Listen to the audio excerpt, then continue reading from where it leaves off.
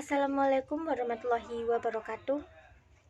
Saya sebagai moderator kelompok 7 akan mempresentasikan tentang pengambilan keputusan etis dalam perusahaan yang beranggotakan ke Anissa Wulandari, Elok Nindi Wayuningsi, Nur Faizatun Nufus Masfiatul Kamaliyah, Novan Nasrullah, dan Rizky Nur Thayyibah.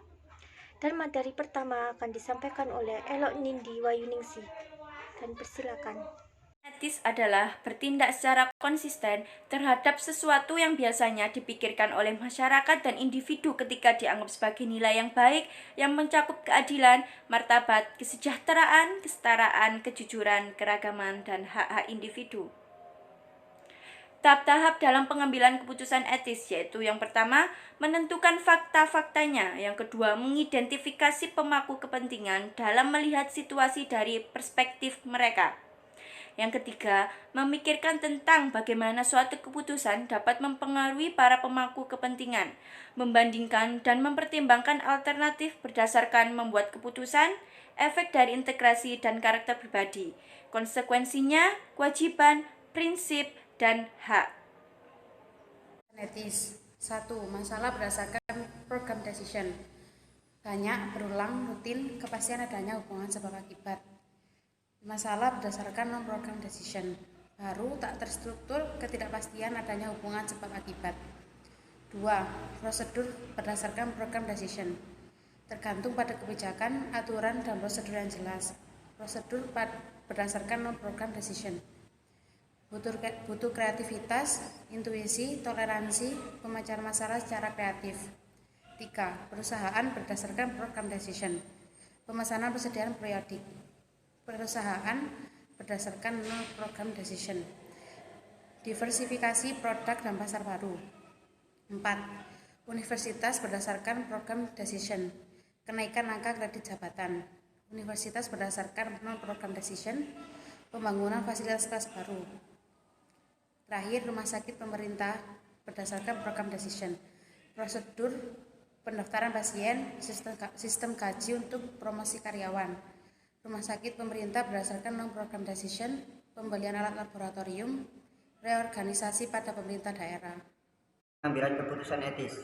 Berikut hal-hal yang harus diperhatikan saat pengambilan keputusan, yaitu penetapan goal dan objektif serta pengukur hasil.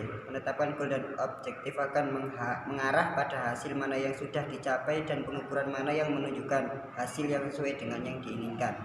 Penetapan goal dan objektif membutuhkan komunikasi antar manajer dan bawahan.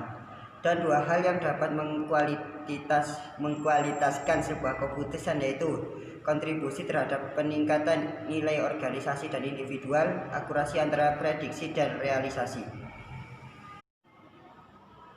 Pilihan-pilihan etis seorang manajer. Tingkat prekonvensional mematuhi peraturan untuk menghindari hukum, bertindak dalam kepentingan sendiri. Tingkat konvensional menghidupkan pengharapan orang lain, memenuhi kewajiban sistem sosial, menjunjung hukum.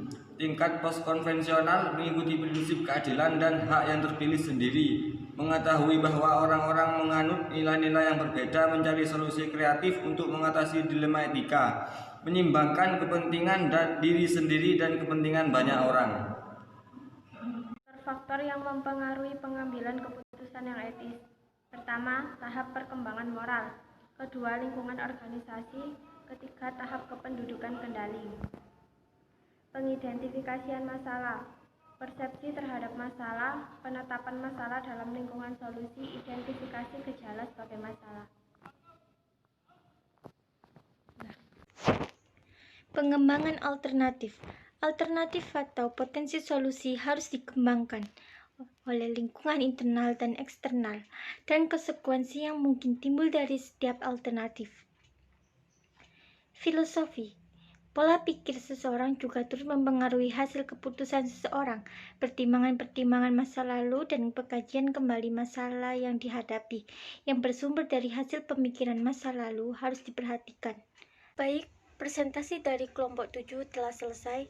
Saya sebagai moderator dari kelompok 7, mohon maaf sebesar-besarnya jika ada salah kata atau ucapan. Wassalamualaikum warahmatullahi wabarakatuh.